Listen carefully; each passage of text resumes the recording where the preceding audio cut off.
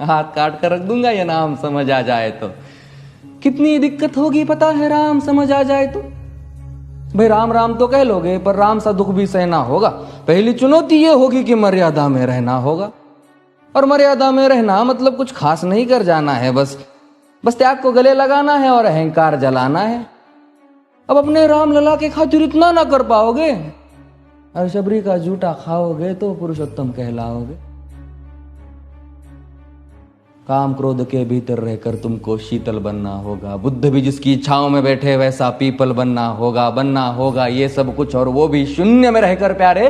तभी तुमको पता चलेगा कि कितने अद्भुत राम हमारे। सोच रहे हो कौन हूं मैं? चलो बता ही देता हूं। तुमने ही तो नाम दिया था मैं पागल कहलाता हूं। नया नया हूं यहाँ पे तो ना पहले किसी को देखा है। वैसे तो हूं त्रेता से, मुझे कृष्ण किसी ने कलयुग भेजा है। भाई बात वहां तक फैल गई है कि यहाँ कुछ तो मंगल होने को है कि भरत से भारत हुए राज में सुना है राम जी आने को है। बड़े भाग्यशाली हो तुम सब। नहीं, वहां पे सब यही कहते हैं कि हम तो राम राज्य में रहते थे पर इन सब में राम रहते हैं। यानी तुम सब में राम का अंश छुपा है। मतलब वो तुम में आते हैं रहने।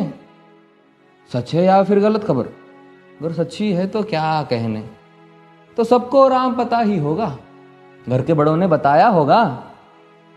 तो बताओ फिर कि क्या है राम। बताओ फिर कि क्या है राम। बताओ। अरे पता है तुमको क्या है राम? या बस हाथ धनुष तरकश में बान, या वन में जिन्होंने किया गुजारा, या फिर कैसे रावण मारा लक्ष्मण जिनको कहते भैया, जिनकी पत्नी सीता मैया। फिर ये तो हो गई वही कहानी, एक था राजा एक थी रानी। क्या सच में तुमको राम पता है? या वो भी आकर हम बताए? बड़े दिनों से हूं यहां पर, सब कुछ देख रहा हूं कब से। प्रभु से मिलने आया था मैं, उन्हें छोड़कर मिला हूं सबसे। एक बात कहूं अगर बुरा ना मानो, नहीं तुम तुरंत ही क्रोधित हो जाते हो। पूरी बात तो सुनते भी नहीं, सीधे घर पर आ जाते हो। ये तुम लोगों के नाम जपो में पहले सा आराम नहीं। ये तुम लोगों के नाम जपो में पहले सा आराम नहीं। इस जबरदस्ती के जय श्री राम में सब कुछ है, बस राम नहीं।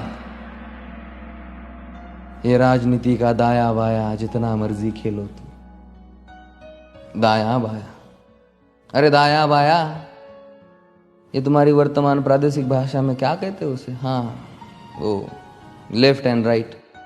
ये राजनीति का दाया बाया जितना मर्जी खेलो तुम चेतावनी को, लेकिन मेरी अपने जहन में डालो तुम। निजी स्वार्थ के खातिर अगर कोई राम नाम को गाता हो तो खबरदार अगर जुर्रत की और मेरे राम को बांटा तो।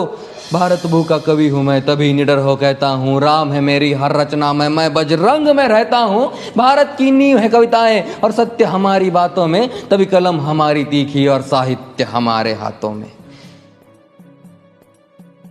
तो सोच समझ कर राम कहो तुम। ये बस आतिश का नारा नहीं, जब तक राम हृदय में नहीं तुमने राम पुकारा नहीं। राम कृष्ण की प्रतिभा पर पहले भी खड़े सवाल हुए। ये लंका और ये कुरुक्षेत्र यूं ही नहीं थे लाल हुए। अरे प्रसन्न हंसना भी है और पल पल रोना भी है राम। सब कुछ पाना भी है और सब पाकर खोना भी है राम।